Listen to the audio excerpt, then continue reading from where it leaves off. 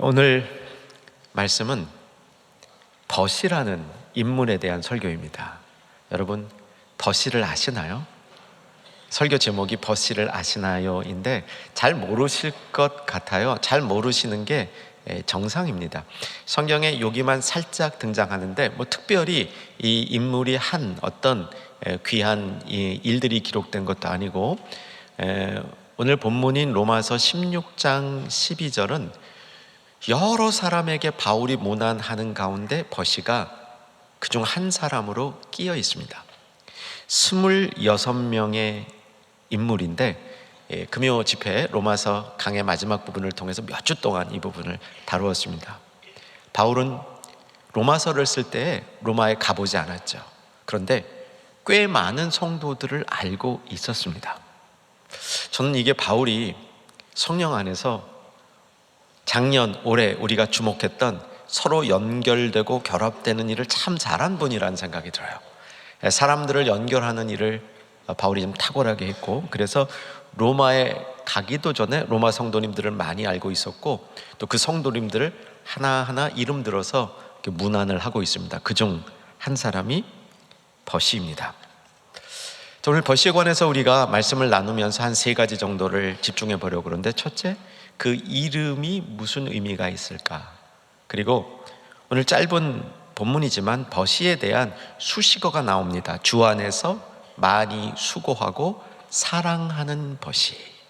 이건 도대체 어떤 의미일까? 그리고 당시의 버시의 삶이 지금과 같이 혼란된 사회 속에서 살아가는 충현 성도들과 이 나라 하나님의 백성들, 그리스도인들에게는 어떤 교훈, 도전을 줄까? 이렇게 나누어서 생각해 보려고 합니다. 버시, 이게 아마 어원적으로 이름을 따져보면 페르시아랑 관련이 있다. 이게 가장 많은 학자들의 이제 그 분석입니다. 물론 다른 견해도 있어요. 근데 이 버시가 페르시아랑 관련이 있다. 페르시아, 버시. 버시는 이제 영어로는 이제 퍼시스. 페르시아랑 좀 비슷하죠. 그래서 페르시아에서 온 사람이 아닐까. 그렇다면 버시라는 이름은 자기의 고유, 이름을 말하는 고유 명사가 아니라 출신 지역을 중심으로 그 사람을 그냥 이렇게 그 사람 이름을 부른 거라 할 수 있죠. 우리 불과 우리나라에도 한 조선시대 같은 경우, 아마 저희 어려운 시기에도 그랬던 것 같아요. 어떤 사람의 이름을 안 부르고 그 사람이 멀리 어떤 시골에서 오신 분이 있으면 그냥 아무개 댁, 여자분들 같은 게 그렇게 불렀거든요. 우리 충영교회 이 농원이 함양에 있으니까 예를 들면 함양에서 온 분 그러면 함양댁 이렇게 불렀던 거죠. 이제 그렇다면 이분은 그렇게 사회적 지위가 높지 않았을 가능성이 높아지는 겁니다. 페르시아에서 온 이름, 페르시아 댁 이러면 이건 완전히 노예 출신일 가능성도 있는 겁니다. 페르시아에서 노예로 로마에 끌려왔던 자손 아니면 본인이 그럴 수도 있는 겁니다. 어쨌든 이런 관점에서 보면 버시는 사회적으로 미미한 계층에서, 예수님의 어머니 마리아가 자신을 비천한 자라고 얘기한 것처럼 당시 사회 구조 안에서는 비천한 위치에 있었을 가능성도 매우 높습니다. 그런데 여러분, 성경에는 이름도 없이 빛도 없이 하나님을 섬긴 분들이 꽤 많습니다. 이름은 없는데 빛이 나는 성도도 있어요. 한 3분 정도 소개해 드릴 텐데요. 첫 번째 분은 예수님이 예루살렘에 입성을 할 때에 나귀를 타고 입성해야 되는데 나귀가 없었거든요. 나귀를 어떻게 얻으셨냐면 제자들을 보내서 제자들아, 저기 가면 나귀가 있을 거야. 그러면 그 주인한테 주께서 쓰시겠다 하라. 그러면 주인이 내어줄 거야. 이 이야기는 알고 계실 겁니다. 이때 저는 나귀 주인이 이름 없이 주님을 섬긴 사람이라고 믿습니다. 어떻게 나귀를 지나가는 사람이어서 달래는데 내주겠습니까? 저 같으면 안 내줄 것 같거든요. 그런데 이 주인은 그 내주고 싶은 마음이 들었던 겁니다. 주님 앞에 쓰임받은 사람이죠. 이름이 없습니다. 저는 이 나귀가 예수님을 모시고 예루살렘에 갔다가 반드시 주인에게로 돌아왔을 거라고 생각이 듭니다. 그럼 이 주인은 수지 맞은 거죠. 자기 나귀를 예수님을 위해서 제공을 하고 그 나귀가 없어진 거 아닙니다. 제 상상의 날개는 더 펼쳐지면 이 나귀가 예수님 모시고 갔다가 와서 은혜 받았을 것 같아요. 여러분, 은혜 받은 나귀가 집안에 있다는 게 은혜입니다. 이렇게 이름 없이 주님을 섬겼던 예가 성경에 꽤 많이 나옵니다. 사실은 이런 추정을 하는 데는 이유가 있어요. 이제 그 누가복음 다룰 때 혹시 더 다룰 수 있기를 기대하는데, 몇 주 전에 빌립보서를 우리가 같이 보면서 바울이 이 빌립보 교회 안에 자신과 멍에를 같이 한 자가 있다 그랬죠. 나와 멍에를 같이 한 4개 구하노니 이런 사람들 서로 잘 도와서 하나 될 수 있게 해달라 부탁했던 그 인물도 이름이 없어요. 바울과 멍에를 같이 할 정도로 동역의 관계에 있었는데도 성경에 그 이름이 나오지 않습니다. 대표적으로 이름이 안 나오는데 빛난 삶을 살았던 성경상의 인물은 옥합을 깨뜨린 여인입니다. 옥합을 깨뜨린 여인은 예수님이 그 사건 속에서 선포해요. 복음이 선포되는 곳에는 반드시 내 이름도 같이 있으리라가 아니라 내가 행한 일이 복음이 전파되는 곳에 같이 알려지리라, 이렇게 말씀하시는 거죠. 실제로요, 마태, 마가, 누가, 요한 4 복음서에 다 나오는 이야기들이 많지 않아요. 그중 하나가 옥합을 깨뜨린 여인의 이야기인 겁니다. 이름도 없이 빛도 없이 섬겼는데 나중에 보니까 제법 빛이 나는 인생들이 있었습니다. 버시의 인생이 그런 인생이 아니었을까 저는 정리해 봅니다. 저도요, 이 버시와 같이 이런 인물이 되고 싶은 마음이 많이 있습니다. 그리고 우리 사랑하는 추영가족들, 오늘 말씀을 듣는 하나님의 백성들도 버시의 삶을 우리 마음속에, 우리 삶 속에 옮겨올 수 있는 이런 소망이 생기기를 주 안에서 축복합니다. 버시에 대한 수식어를 살펴보면 주 안에서 많이 수고하고 사랑하는 이라는 수식어가 붙어 있습니다. 자, 이제 오늘 본문 성경을 좀 피셔야 됩니다. 12절에 보면 버시 말고 두 여인의 이름이 또 등장하는데 두루베나와 두루보사거든요. 우리 12절 같이 한번 먼저 읽으십시다. 주 안에서 수고한 두루베나와 두루보사에게 문안하라. 주 안에서 많이 수고하고 사랑하는 버시에게 문안하라. 두루베나와 두루보사는 아마 자매였던 것 같아요. 그리고 학자들이 보기에는 이 두루베나 두루보사도 자기 이름이 아닐 가능성이 높다, 이렇게 봅니다. 별명이라고 보이는데 이 두 여인의 삶을 이렇게 드러내는, 거기에 삶에 부합하는 별명이 붙은 거죠.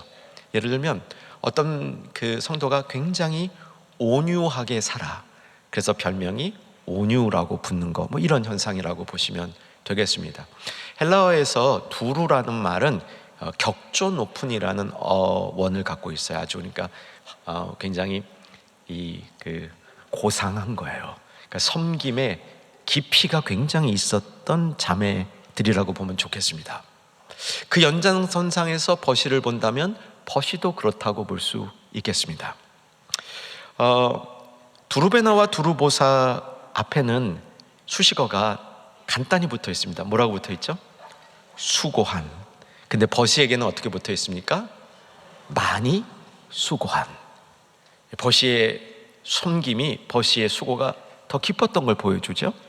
6절로 한번 이동해 보시면 6절에 마리아가 등장합니다. 마리아에 대해서는 금요 집회 때 다루었습니다. 마리아에 대해서 뭐라고 지금 얘기하냐면 많이 수고했다. 버시랑 똑같죠. 그런데 뭐가 없습니까? 사랑하는이 없어요. 8절과 9절에 보면 암블리아, 스다구라는 인물이 등장하는데 그들에게는 사랑하는 이란 수식어가 붙어 있습니다. 근데 뭐가 없습니까? 많이 수고한이 없어요. 자, 결론이 뭡니까? 26명의 인물 중에 버시에게 붙어 있는 이 설명이, 수식어가 가장 특별하다는 겁니다. 26명의 로마서에 나오는 인물들 중에 우리가 잘 아는 분도 있어요. 브리스길라, 아굴라 같은 인물들. 그리고 금요 집회 시간에 열심히 말씀을 들은 분들은 베베도 기억이 나실 거고요. 루포의 어머니도 기억이 나야 정상입니다. 근데 버시라는 인물이 툭 튀어나오고 우리는 거의 성경에서 들어본 인물이 없는 이 버시에게 로마서에 후반에 나오는 문안하는 모든 대상 중에서 가장 특별한 찬사가 붙어 있다는 겁니다. 뭐라고요? 많이 수고하고 사랑하는. 저와 여러분도 이런 말로 좀 칭찬을 들었으면 좋겠습니다. 아멘 하신 분들에게 꼭 이루어지기를 소망합니다. 많이 수고하고 사랑하는 아무개. 여러분도 그런 말을 들을 수 있습니다. 요즘 우리 신앙의 어떤 여건 중에 조금 안타까운 것은 우리의 선배 신앙인들은 칭찬받으려고 열심히 노력을 했습니다, 교회에서. 근데 요즘 세대는 그 칭찬이 뭐 그렇게 중요하지 않은 시대가 됐어요. 내가 그 칭찬받으려고 스트레스를 받느니 차라리 칭찬을 안 받고 말지, 이런 시대가 됐어요. 그리고 칭찬받으려고 하는 것이 무슨 굉장히 인본주의적 같은 그런 그 모습, 사실 그런 모습이 전혀 없는 건 아니지만 본문에서 말하는 버시와 성경에서 말하는 칭찬받고 수고했다고 평가받는 사람들은 정말 진실되이 하나님을 섬기고 교회를 섬기고 성도를 섬겼기 때문에 받는 것이지 그걸 목적으로 한 인물들은 아닐 겁니다. 한 해 말을 이렇게 맞이하면서 주님, 나에게도 많이 수고했습니다. 너 많이 사랑한다. 이 음성 들려주시기를 소망합니다. 이런 마음 꼭 가지시기 바랍니다. 도저히 안 되겠어요? 내가 한 일을 돌아보니까 수고는 무슨 수고를 했고 내가 하나님 앞에 사랑받을 자격이 전혀 없다, 이렇게 생각하시는 분들 계시는 것 같아요, 표정 보니까. 근데 오늘 말씀 잘 들어보셔요. 내 자격이 없다 할지라도 예수님께서 오늘 여러분에게 선불로 얘기해 주실 수도 있습니다. 내년부터 잘하라는 뜻으로 선불로 얘기해 주실 수도 있어요. 우리의 신앙이 좀 더 회복되어져야 됩니다. 많이 수고해. 내가 사랑한다.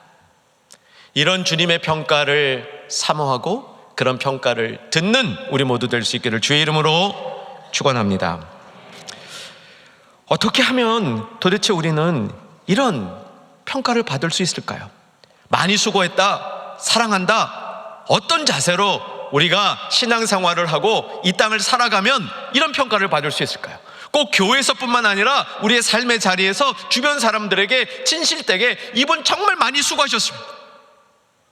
우리 어머니 아버지 정말 많이 수고하셨습니다. 자녀들에게도요. 그리고 사랑합니다. 이런 평가를 어떻게 하면 받을 수 있을까요?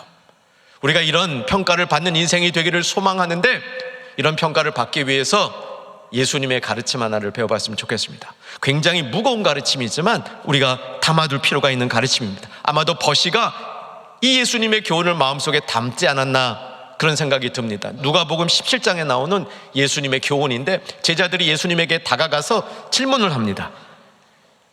예수님, 어떻게 하면 우리가 믿음을, 더 나은 믿음을 가질 수 있습니까? 예수님이 그들에게 대답을 하는데 무익한 종의 교훈을 가르쳐 주셔요. 이런 내용이죠. 종이라면 그저 뭐 아주 탁월한 종이 아니래도 보통 성실한 종이라면 하루 종일 밭에 나가서 일해야 되겠죠. 집에 돌아오면 쉬는 게 아니라 주인을 위하여 음식을 만들겠죠. 음식을 만들고 나면 이제 주인 밥상 차려주고 자기도 들어가서 밥을 먹는 게 아니라 주인 다 먹을 때까지 옆에 섬기미로 띠를 띠고 섬길 준비를 하고 있어야 되겠죠. 그리고 주인이 수고했다는 말 한마디도 안 해도 자기 마음속에 내가 당연히 할 일을 한 것입니다. 이렇게 생각하는 사람이 믿음이 있는 사람이라 얘기하는 거예요. 주님이 조금 세게 말씀하신 것 같아요. 우리가 보통 지키기가 쉽지 않을 것 같습니다. 누가복음 17장 10절 말씀 한번 성경 보고 갔으면 좋겠습니다. 누가복음 17장 10절 같이 읽겠습니다. 이와 같이 너희도 명령받은 것을 다 행한 후에 이르기를 우리는 무익한 종이라 우리가 하여야 일을 한 것뿐이라 할지. 하여야 할 일을 한 것뿐이라, 요게 하이라이트예요. 그리고 저는 이때 예수님이 이걸 가르쳐 주면서 자, 너희들은 다 종이야. 그러니까 이제 죽도록 일만 해. 이렇게 남용하기 위해서 제자들에게 이 교훈을 주고받지 않습니다. 종이 있는 그런 종이 아닌 교인들에게 너희 종들을 마음 놓고 부려라, 그렇게 교훈해 주신 것 같지 않아요. 저는 이 교훈을 들으면서 예수님이 그 무익한 종이 자신이라고 말씀하시는 것 같습니다. 예수님의 삶과 예수님의 섬김을 무익한 종 속의 비유 가운데 자신을 먼저 투영시킨 거라고 저는 믿어집니다.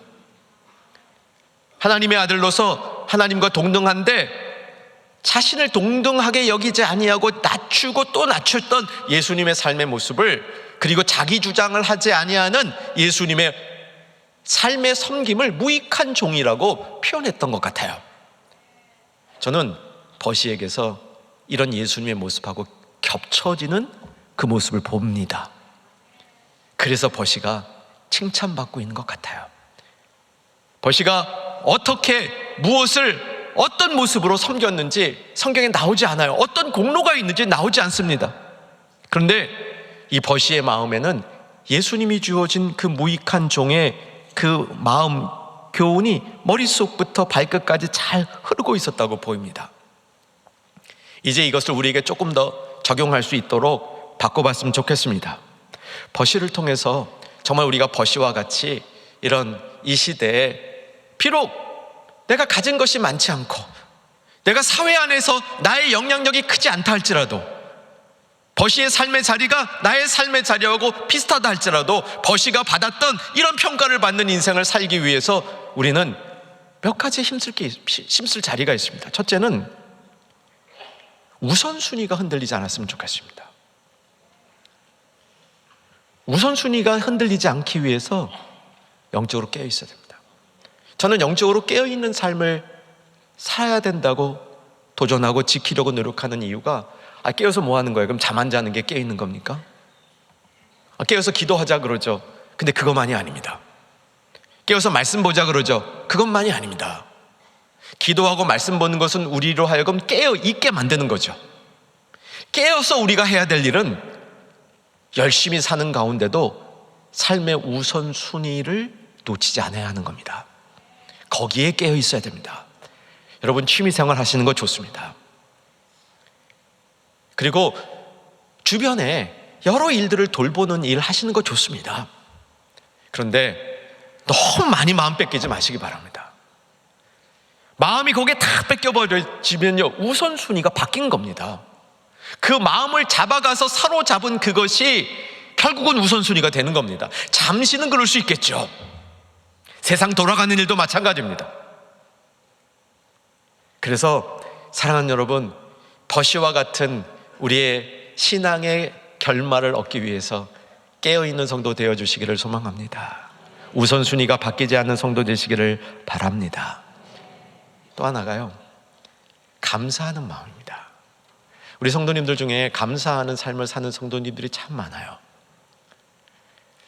성도님들하고 가끔 이렇게 만남을 갖다가 여러분, 그 신앙을 한 단어로 표현하면 뭡니까? 그러면 감사합니다라고 말씀하시는 분이 많아요. 모든 성도가 그렇게 되기를 바랍니다. 우리 신앙에 감사가 있다면 버시와 같은 삶을 사는데 매우 유익합니다. 이건 바울의 고백이죠. 고린도 전서 15장 10절 자막 보겠습니다. 같이 읽으십시다. 그러나 내가 나 된 것은 하나님의 은혜로 된 것이니 내게 주신 그의 은혜가 헛되지 아니하여 내가 모든 사도보다 더 많이 수고하였으나 내가 한 것이 아니요 오직 나와 함께 하신 하나님의 은혜로다. 내가 모든 사도보다 더 많이 뭐 했어요? 수고했어요. 버시랑 비슷하죠. 저는 버시에게 바울이 많이 수고한 너 이렇게 했을 때 자기 자신도 그 안에 바울의 속에 포함되어 있다고 생각해요. 자기의 마음, 나도 참 누구보다 수고하고 살았는데 너도 참 그렇구나. 바울의 눈에는 그렇게 수고하고 산 버시가 보이는 거예요. 그런데 그 수고한 게 자기 힘이 아니고 하나님의 은혜였다는 겁니다. 그래서 사랑하는 버시라고 말할 수 있었던 거죠. 내려주시고요. 이렇게 요약이 됩니다. 예수님의 삶이 바울 속으로 옮겨졌죠. 바울의 모습과 똑같은 신앙인이 로마에도 있었습니다. 버시였죠. 바울은 비교적 활발하고 대단한 일을 하고 살았습니다. 버시는 정반대로 적은 인물이었고 작은 일을 하고 살았습니다. 그런데 똑같이 예수님의 모델을 따르고 있었던 것을 우리는 발견합니다. 많이 수고하고 사랑하는 버시. 저와 여러분에게 우리 주님이 그렇게 불러주시기를 소망합니다. 지금까지 못 사셨다면 나도 이렇게 살아보리라. 나도 이런 삶을 살 수 있도록 내 삶을 바꿔보리라. 이렇게 결심하는 우리가 될 수 있기를 주 안에서 소망합니다. 오늘 본문에 숨겨져 있는 포인트가 하나 있습니다. 이거 원문으로 봐야 보이는 거거든요. 이렇게 되어 있습니다. 다시 12절로 오시면요, 주 안에서 수고한 두루베나 두루보사, 그리고 주 안에서 많이 수고한 사랑하는 버시 각각에게 문안하라, 이렇게 되어 있는데, 두루베나와 두루보사를 수식하는 수고한, 이거는 현재형입니다. 버시를 수식하고 있는 많이 수고하는 과거형입니다. 벌써 뜻이 연결된 분 계시는 것 같아요. 두루베나 두루보사는 지금 수고하고 있어요. 그 수고가 지금도 진행되고 있습니다. 버시의 수고는 끝났어요. 어쩌면 버시는 은퇴했거나 은퇴한 연령이었는지 모릅니다. 오늘 우리는 오후 예배 때 안수 집사로, 권사로, 시무장로로 수고하셨던 임직자들의 은퇴 감사 시간을 갖습니다. 참 성도로서 교회를 섬기다가 은퇴하는 것이 얼마나 복된 일인지 모릅니다. 그런데 분명히 초점은 버시에게 있어요. 두루베나 두루보사는 진행형이에요. 버시는 끝났어요. 요즘 우리의 생각은 진행 중인 사람이 더 수고하는 것 같아. 과거에 수고했던 이거는 과거형이야. 근데 성경의 시각이 이게 특별합니다. 버시를 향하여 과거에 수고했던 그 수고를 지금 칭찬하고 있는 것 같아요. 많이 수고했고. 근데 물론 이제 헬라어의 시제라는 건요, 과거형으로 쓰이는 게 이게 이제 우리로 말하면 시간적 과거만의 뜻이 아닙니다.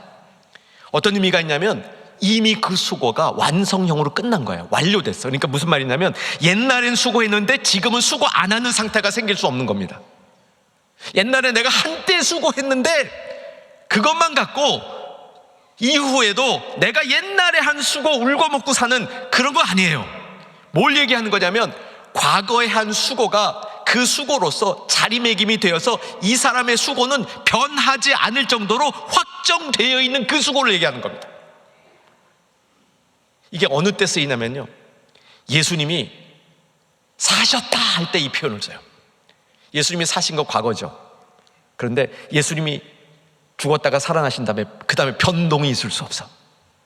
여러분, 우리도 이런 수고가 좀 필요합니다. 내가 과거에 한때 수고했다, 그거 아니고요, 지금 내가 수고 열심히 하고 있는 것, 이것만으로 되는 게 아닙니다. 여러분, 버시를 칭찬했던 바울의 그 모습, 그 눈은 제가 보기에는 그건 예수님으로부터 흘러나오는 그 마음이에요.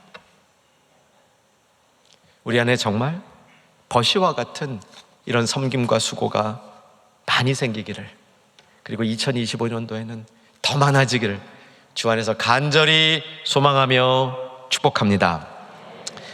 제가 처음 목회를 시작했을 때 이제 제가 섬기던 교회는 이제 한 200여 명 정도 모이는 재미있는 믿음의 공동체였습니다.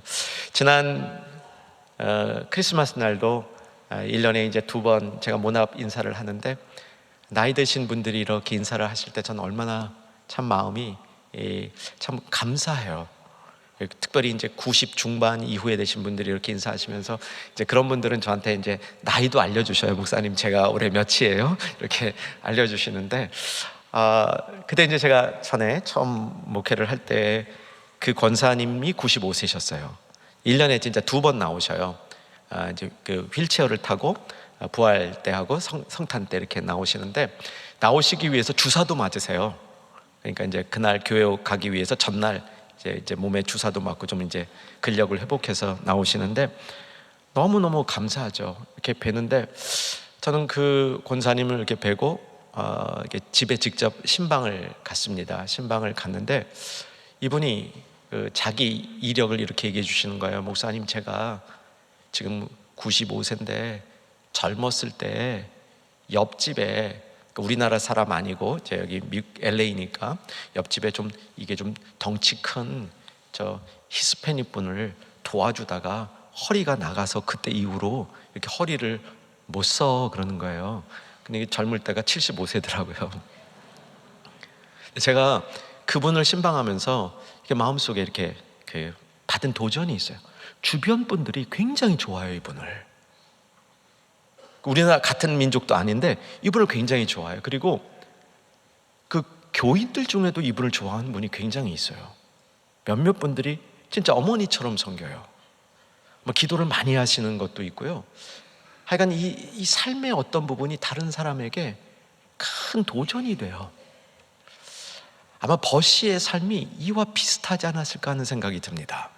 저는 개인적으로 이 권사님께 정말 이게 특별한 이 위로도 받았습니다. 이 권사님은 제가 방문할 때마다, 저 볼 때마다, 방문해 볼 때마다 목사님을 보면 예수님을 본 것 같아요 그러셔요.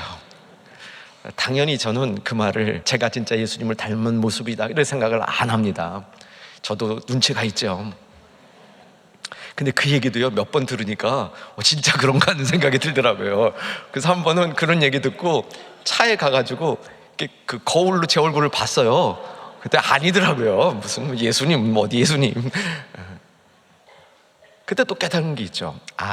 이분이 그분 마음속에 예수님을 모시고 있으니까 다른 사람 모습에서도 예수님을 이렇게 잘 찾는구나 깨달았습니다.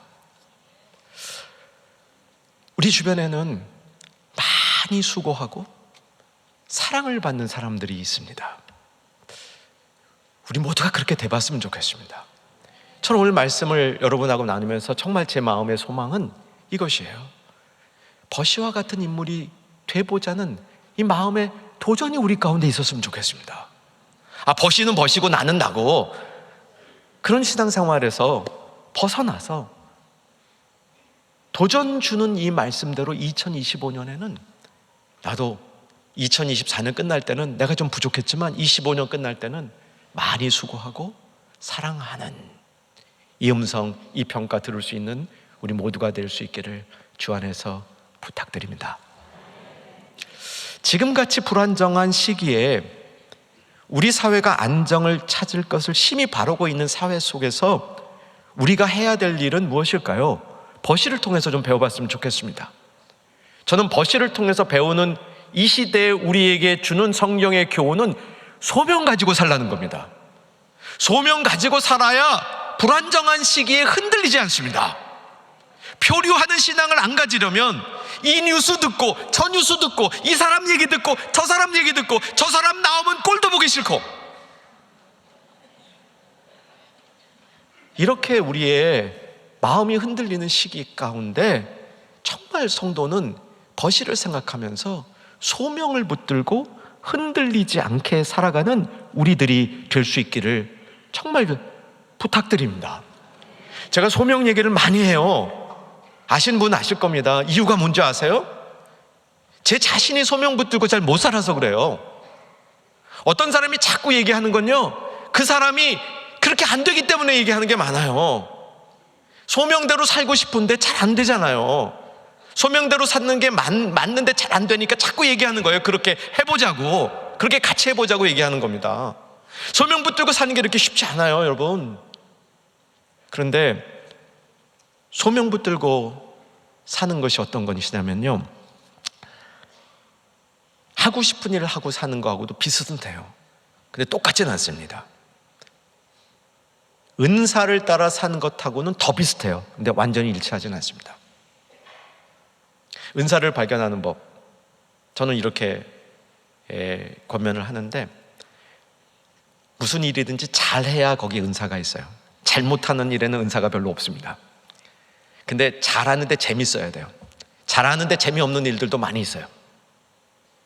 그리고 무엇보다도 그 일을 하면서 계속 새로운 게 떠올라야 돼요. 창의성이 발휘돼야 돼요. 이 세 가지가 있으면 은사 있는 겁니다. 근데 은사가 있으면 소명 따라 살기 쉬운데 다는 아닙니다.